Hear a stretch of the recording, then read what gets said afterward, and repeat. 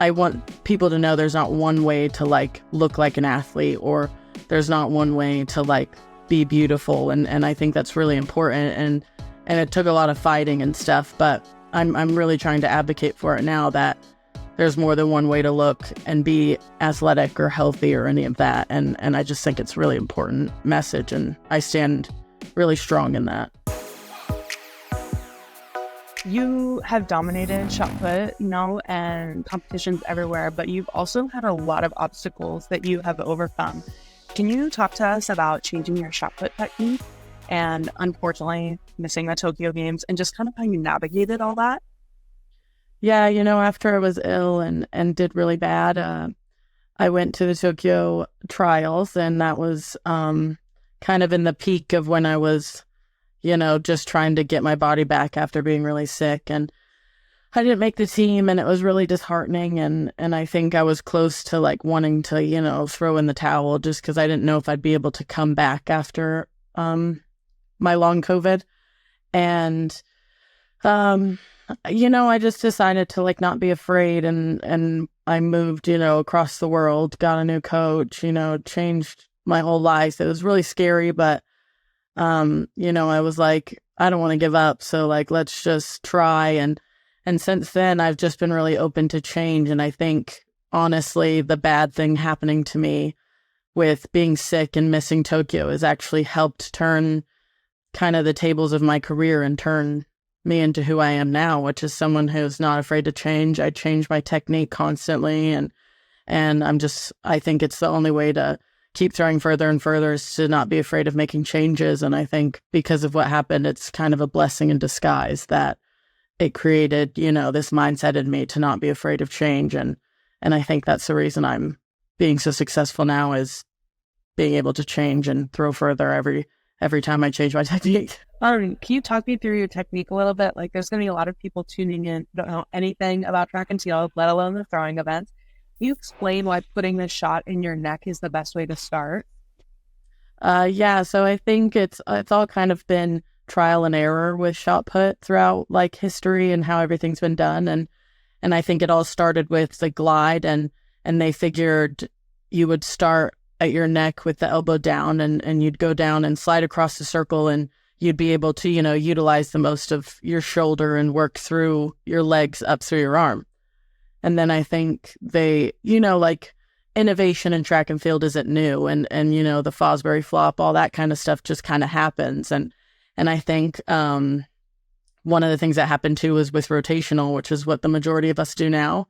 And it was just a lot of research and figuring out like the physics of it. And like, see, now I'm the brawn of the operation, but I know like the smarts behind the scenes have discovered just like how rotating in a circle and throwing from here with more momentum throughout the circle, it just results in like being able to throw an object further. It really is science I don't understand. I just listen to the smart people, and I lift weights. Let's talk about your makeup when you compete is a huge part of you and your persona. What are you hoping to accomplish when you like show off your feminine side? Yeah, it became really important to me to be like more myself and show the feminine side of us, because I think there's always been like this kind of masculine layer that has been put over like female throwers throughout history. And I think even when I first started, the makeup wasn't what it was, but I always felt like showing that side of me was important to me because of kind of the things I was seeing and being said about me, kind of hurting me and my girly side that I really have. And in 2022, it just developed into something where I know I'm a creative person, and I know I like makeup, and I know what I could do with it. And I just kind of thought, like, why not show that, like, you can be creative and you can do these things, and you can be feminine if you want, like, even if you're doing something that people tell you is masculine, which, if you want it to be, if you are, that's totally fine. But I just think putting a veil over all of us wasn't really fair. And it just became really important to me to advocate for like creativity and showing girls like you don't just have to be like rough and tumble to try and like, make people respect you as an athlete. You can still be feminine, and people still need to respect what you're doing.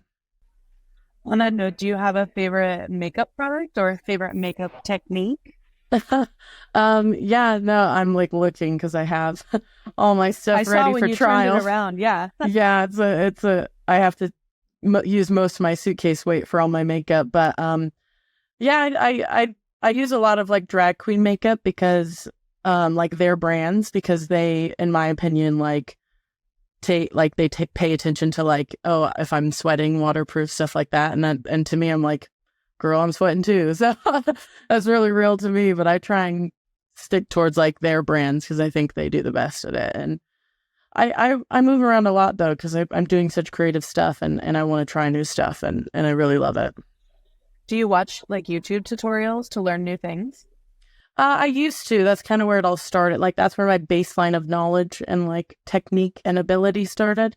But now it's more so if I see a picture of anything or color, like a group of colors that like I'm like, ooh, that color palette's good. I'm gonna use that. Like that kind of is where I go now because I've kind of already, I spent probably 5 years watching YouTube beauty tutorials and stuff, and now I just use that knowledge to do new things.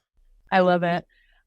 You're on that note, you're a really big advocate for strong is beautiful. And like you said earlier, like so many women struggle with their body image. I think especially women, even if they're excellent at this one thing, who don't have like the ideal like size 4 or whatever. Um, how have you like, can you kind of tell us about that personal journey of like going through that to get to that point where you do have body confidence? Yeah, it's taken me. I always start off by saying like it didn't just happen overnight. Like it took me a lot of time to like be confident and like going out there and wearing what I want and doing what I want. It wasn't just something that anybody can do or it's just not easy. And that's okay as well with like how everything, like we grow up and you're showed this one thing and that's not you. You're gonna feel upset. And I think it just became important to me because, like I just, I want people to know there's not one way to like look like an athlete or there's not one way to like be beautiful. And I think that's really important. And it took a lot of fighting and stuff, but I'm really trying to advocate for it now that there's more than one way to look and be athletic or healthy or any of that. And I just think it's really important message. And I stand really strong in that. Have you ever had like young girls come up to you and talk to you about how you being so vocal about that has helped them? And I have DMs as well of people like girls will send me pictures of their makeup and stuff as well. And it just like, I mean, it makes you feel good. It like keeps me going for sure. And it's one of those things that helps me get through. Like I still get negative comments and obviously people saying stuff about me. And I think it's those are the things that get me through that. And I try and focus on that and helping them. And it just, it like gives me butterflies and makes my heart flutter.